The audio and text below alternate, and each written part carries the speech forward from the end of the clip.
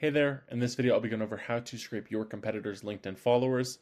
In this video I'll specifically be going over how to scrape another influencer or another person on LinkedIn versus like scraping somebody's company LinkedIn page.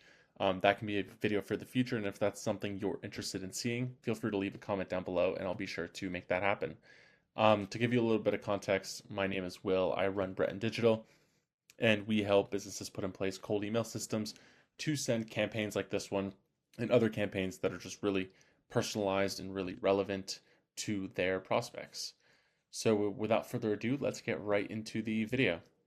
So the workflow that we're working with is very simple. It's a three-step process. First, I'll be showing you how to build these searches, like the LinkedIn searches and URLs. Then I'll be showing you how to build a scraper to get that data into a spreadsheet, and we'll be using PhantomBuster to do that.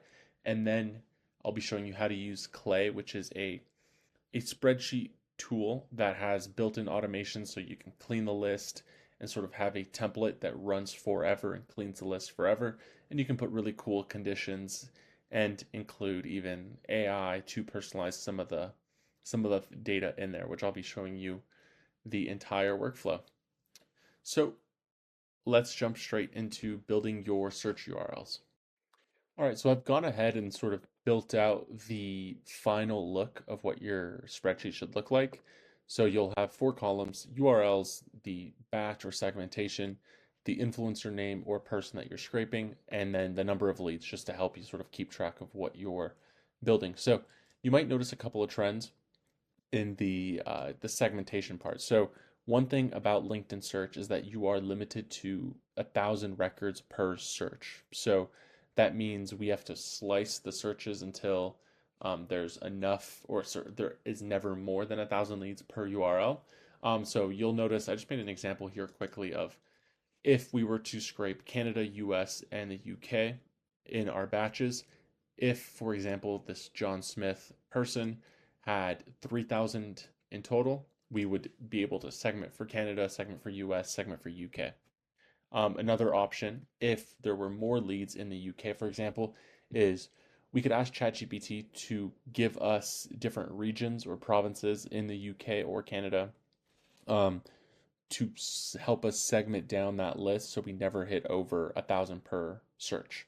Um, and then in the US, same thing. I just like to do states. And then, like I said, hey, separate it for Western states and Eastern states.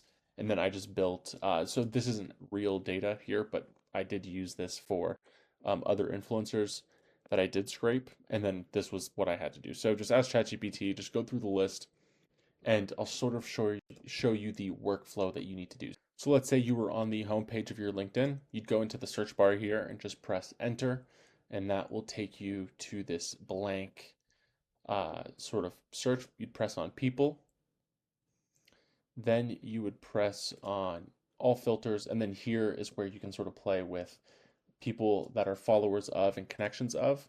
So you might be hearing 2 different ways on how to do this. Like one option would be to use Sales Nav, but of course you need the paid subscription to do that. But the other nuance or caveat is that you aren't able to scrape people that are followers of. So with Sales Nav, yes, you could scrape up to 2,500 results instead of just 1,000 with LinkedIn search, but you can't pull up followers of. And the thing about followers of is that you can pull anybody, even if you're not connected with them. You could pull the people that follow them. With connections of, you need to be following that person to get their connections. So it's a little bit more difficult if you have a new account or you're not connected to the people that you want to scrape. So then you might have to wait a couple of days, or if they never accept, then you're sort of stuck in a loop. So that's why I always rely on followers of, so you're not worried about, am I connected with them or not? And then what you would do, for example, is so you put in the influencer that you're interested in. Let's go with Alex Hermosi for this case. And then you would put in show results. And then here we have almost 900,000 people. So you would have to get creative with how you're slicing this, because you would have to slice it down to 1,000 results per search. So let's say we only wanted his Canadian followers, because that was the first segment we wanted to target, 27,000. So then we'd have to get even more creative and say, okay, cool. So we want British Columbia, we want Alberta, and then we want Manitoba. So those are all provinces in Canada. Still way too many. So it's really a trial and error. Like you would just go back and forth you wouldn't until you have under 1,000. So here we'd have to get even more creative. We'd have to pull up cities in British Columbia. So this is really the only way that I've found to do this. Yes, it is tedious, but once you do have the list, that you have really valuable leads. So let's just take this for example. This should be around 3,000. Okay, so we would have to even segment probably every search or every single province out of every single country. You'd have to search because Alex Hormozi is such a big influencer. Most people will not have this many followers on LinkedIn, so you don't have to be worried about that. Um, so yeah, so you would follow that process. I would write down, okay, cool, we got 987 in this first search, and then you just go through, so then you get an idea of how many leads you're expecting. So I would do this with a list of at least 5 influencers, just so you get more out of what you're doing. Of course, if you are doing somebody as big as Alex Hormozi, you could get enough leads off of this, but you do want to make sure that the people that you are scraping are still relevant to the message that you're going to send. Like one really good strategy that we use is if you have a competitor and you guys offer very similar services, but you know that they have like you have a better feature or like one specific thing that you do better, like maybe it's the way you price, maybe it's your guarantee, then you'd compare yourself in that email to that competitor, and because the person that you're reaching out to is following that competitor, they'll know who you're talking about, and then it's easier to get into that conversation. Another way you could do this without sort of stealing directly from your competitors is if you know somebody's offering a complimentary service to yours, like if somebody is offering, um, let's say, some type of HR training, like leadership training courses, and they're like that they do very well, and they get invited out to offices. People following that influencer are likely could be interested, maybe not likely, but could be interested in recruiting services because they understand the value of building a team and like training them up in that sense. So like there's a lot of ways you can get really creative with this. And those are just two, but really the possibilities are endless. You just have to make sure that the reason you're reaching out ties back to that influencer, and it's not just notice you're following Alex Hormozi, want to buy this random thing that I have. Like it has to make sense, or else really the strategy doesn't really work. So I went over how to build the LinkedIn URLs, why I prefer to use LinkedIn search over sales nav, but feel free to do both. And now I will show you how to build that scraper inside of PhantomBuster. So now we're in PhantomBuster. What you will need to make this work is you'll have to buy the cheapest paid version of PhantomBuster. I think it's around $70 a month. And then you'll be able to have up to 20 hours worth of executions, and then you'll be able to run this. So you you sign up, create an account, go into solutions, and then you would search for LinkedIn search and then LinkedIn search export. So use Phantom. I like to use the advanced setup just because it makes more sense like to me. So here, what we'll do is like you could just put 1,000 results or like put your first search into here, but we want a lot more than just 1,000 leads, which is why we created the spreadsheet in the first place. So you'd come into here, you'd go into search or into share, and what you'll need to do is give availability to anybody who joins. So what you'll do is you put on editor, and then you'd come back, you'd copy this, go into here, and then search category people, all of the connections, degrees, and then you put in URL so it goes through that. And then we want to keep all of this. We don't need to keep number of leads. That's not really relevant for us, but influencer name is relevant because we do use it at the end into our actual copy. So we go here. Then we'll have to connect our LinkedIn account to PhantomBuster. So let me show you how to do that. So I'll be taking a bit of a shortcut, but you can just pull up your LinkedIn in any way. So what you'll have to do is download a Chrome extension called Cookie-Editor.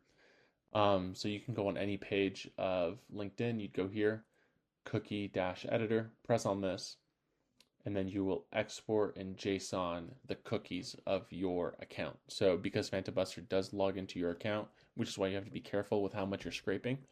So you paste it here. As you can see, I'm already connected. And just make sure that it's you. This will auto-populate, so you don't have to worry about it. And then in behavior, um, you'll see at the top, right? Like you can scrape up to 2,500 if you have a sales nav account. So you can keep that in mind while you are building your search. But we always want to extract at least 1,000 from here and then 1,000 from here. And then rows in the spreadsheet is something that you need to decide for yourself. So depending if you have a sales nav or a regular account, you'd go into here. If you notice that a lot of the rows that you have 1,000 leads in them, I wouldn't recommend pushing it. But if you notice that depending on the influencers you have, if a lot of it is in the like the 500, and then maybe let's add a, like if this is like if the range is around 500 or lower, then I would push it all the way to 3 rows per launch. But then if you're a little unsure, I'd go 2. And then if you have close to 1,000, I would always just stick with 1. Even if it takes longer, you just want to protect your account as much as possible. Then I would turn on the remove duplicates, and then I would turn on the enrich leads, so you get even more data from those people. There's doesn't really matter what you put as the results file name, and then we don't need to, we'll just keep this empty because we want all of the fields, and then we'll save. And then here, what I like to do is, again, depending on how many rows you're scraping, if you can get away with scraping more than 1,000 as well, just sort of do the math of what you're looking to do. And then as well, I do recommend doing working hours excluding weekends, because LinkedIn isn't, this is very like a gray area with LinkedIn. You wouldn't want to risk your account. So I'd go working hours, and I would not push scraping too hard. And then you'd go into advanced settings. What I like to turn on is the when your Phantom is finished. So after, depending on how many influencers you put in, of course, after a few days, you get a notification that your list is ready to go, and you'll be ready to move on to step 3, which is the clay table, which I'm about to head to now. The first piece is the influencer name. That's the first column that I add just so we can keep track and call it out in the final email. And then the only 4 things that I import from the PhantomBuster search is the first full name, and then the job title, and then the prospect URL, and then the company URL. So those are the only things that you need, and the rest I would leave it up to Clay to do for you. So if we go through this, you'll notice like full name, like there's a lot of emojis in here, more emojis, and I believe down here there is, yeah, like we have all caps here, we have an emoji there, so we do want to clean this list before we send any emails to these people. And the way I like to do it is taking the full name and then extracting the first name from it. So here we're asking ChatGPT, hey, like take out the first name, remove doctor, like normalize this, and then to make sure to, if somebody's initial is in the first, like if they're B, Michael Beavers, you'd want it to return just B, because that is what their sort of LinkedIn looks like. So a lot of those rules, and then it always comes out very nicely. So we do that for first name and last name. And then the next step of sort of building the filtering into this table is the job title. So here I've put in a bunch of C-suite roles that I want to make sure that pass the filter and pass the test and get checked off. And if these words weren't included in this search, we wouldn't get a check off, and it wouldn't continue to the next step. And that next step is finding the company domain based on the company LinkedIn. So what we do is put in a prompt, a very simple prompt, like visit this website, extract their company domain. Don't output anything except that. And if you can't find it, output not found.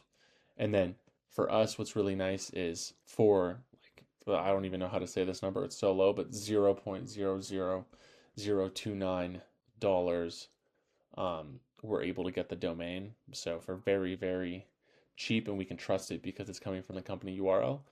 And then if we do find it, we actually check it against all the companies that we do not want to be sending emails to in our like either previous clients or current clients.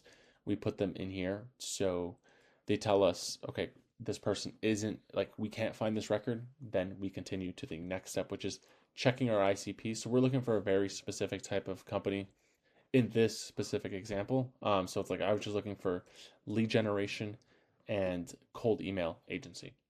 But you could do this for any type of company that you are looking for. Like if you only wanted to find influencer marketing agencies, you are able to do that for, again, extremely cheap, 0.002. And then for us, we did build in an ICP checker. So if the company, like I said before, like is lead generation or is cold email, it does give us a check mark.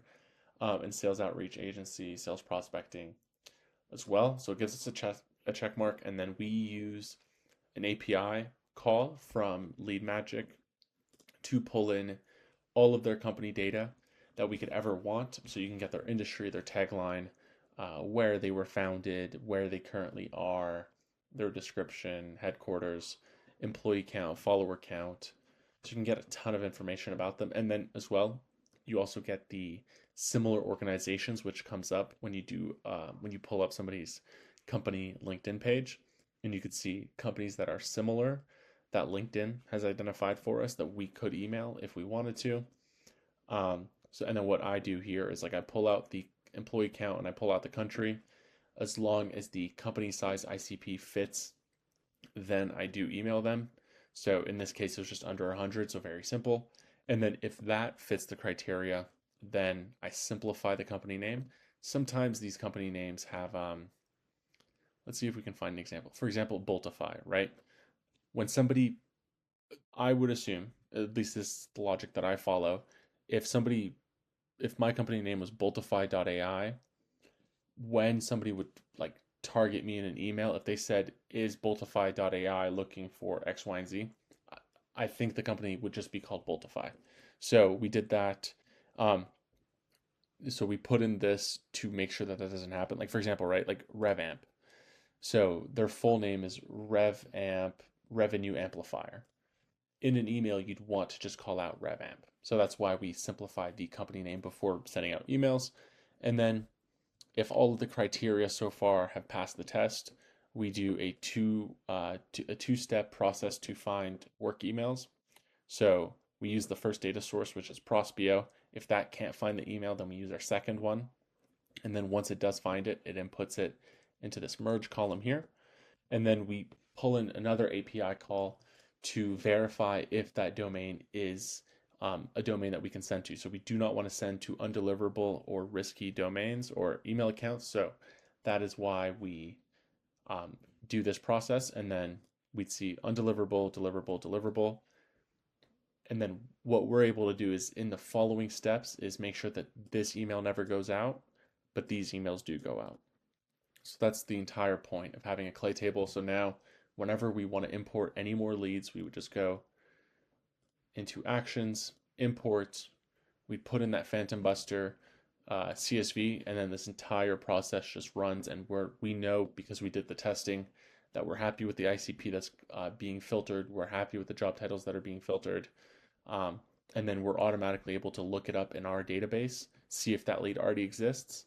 If it doesn't, then we're going to create that record, and then we're going to launch it into our email sending tool, Smart Lead, and it's going to add that lead directly into a campaign, and we didn't have to do anything besides the initial finding the URLs and then importing the CSV into here. So that's a wrap for this video. I hope you found it useful, and I do hope that you build something like this similar for your business.